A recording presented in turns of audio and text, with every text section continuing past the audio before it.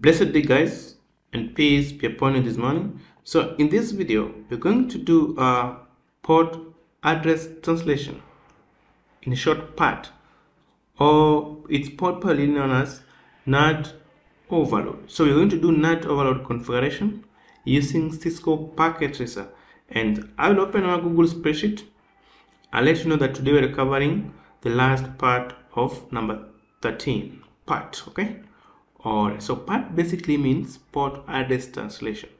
So in port address translation, it's a kind of many to one translation, but now the services are differentiated in terms of port numbers. Okay. Alright, so let's say we want to translate all of the IP addresses in this subnet, okay, into 200.150.1. okay, so the first translation will be like 200.150.1, then colon the port number. The second one will be .1 colon port number. It will be just like 1 colon something. Now the service will be differentiated using the port numbers. Okay. Alright, so we're going to see this after the results, so that you understand it better. Okay. Alright, so I'll open our notepad to allow the steps to follow.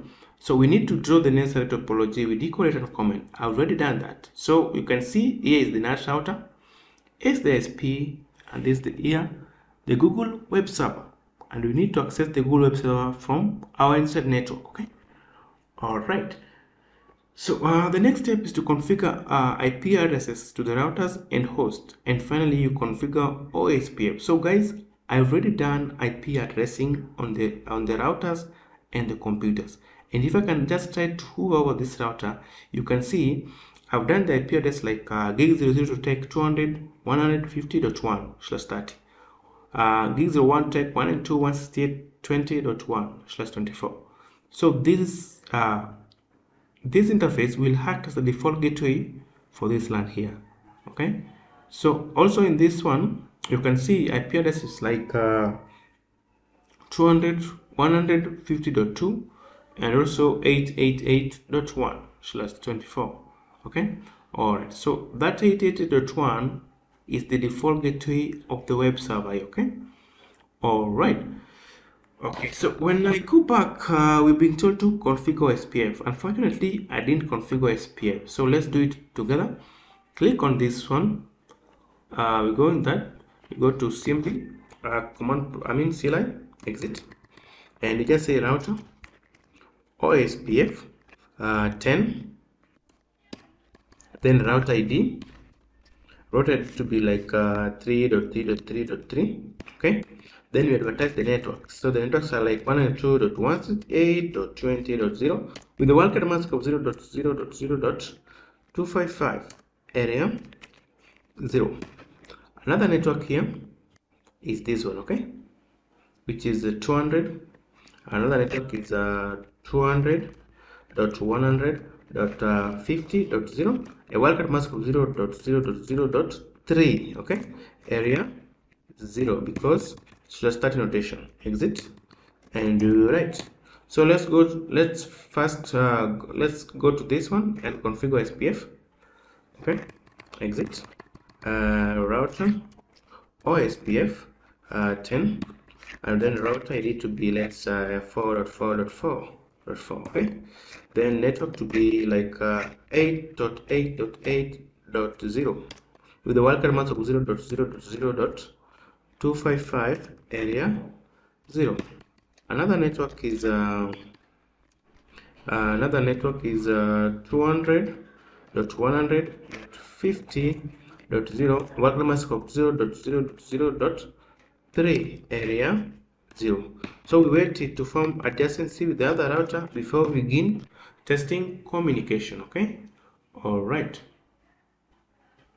So it has formed adjacency with the first route. Okay, so they are already neighbors. So we just go here, come to desktop, then CMD, and try to ping the Google server, so 8.0.8, okay, and we just hit enter. Just wait it because it will ping, can remember we configured SPF, and the SPF will enable them to communicate, right? Okay, then another point says that we need to test out the path. So let's just reset to 8.8.8.8. Test out basically tells us the paths that the packet follow to reach the destination. You can see those are the paths that it follows to reach the destination. Then finally, this part says that we need to check if there are any translations. So translations we check on the router, not on the computers. Okay, just you come back to this router and enable. Then you just say show IP NAT translations and see empty content. Okay, all right. So when you go back to our notepad again, number 4 says that create a standard access control list to permit the inside subnet. We need to create a standard access control list to permit these IP address for translation. So we just go here and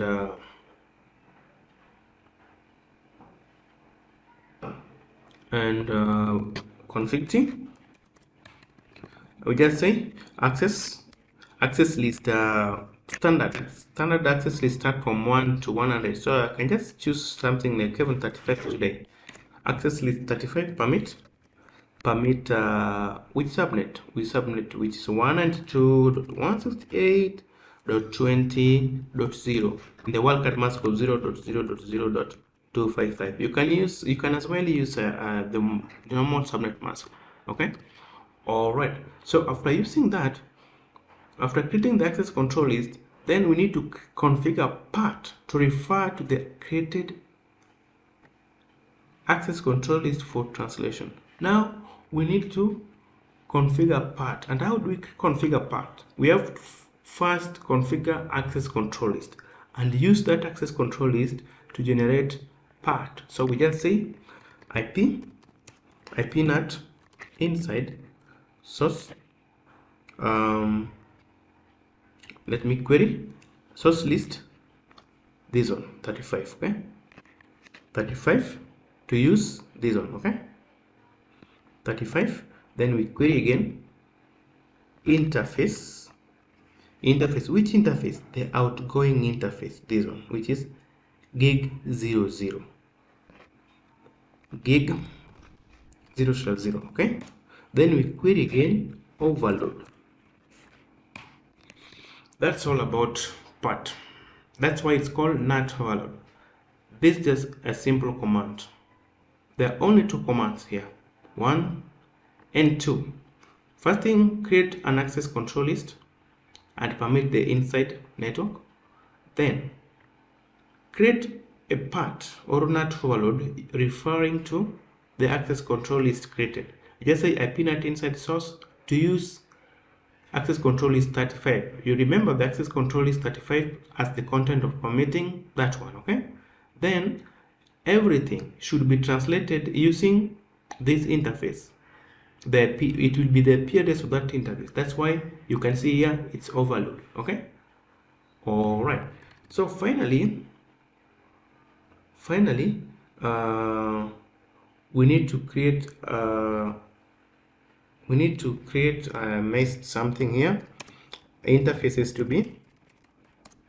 be NAT inside and outside. Okay, all right.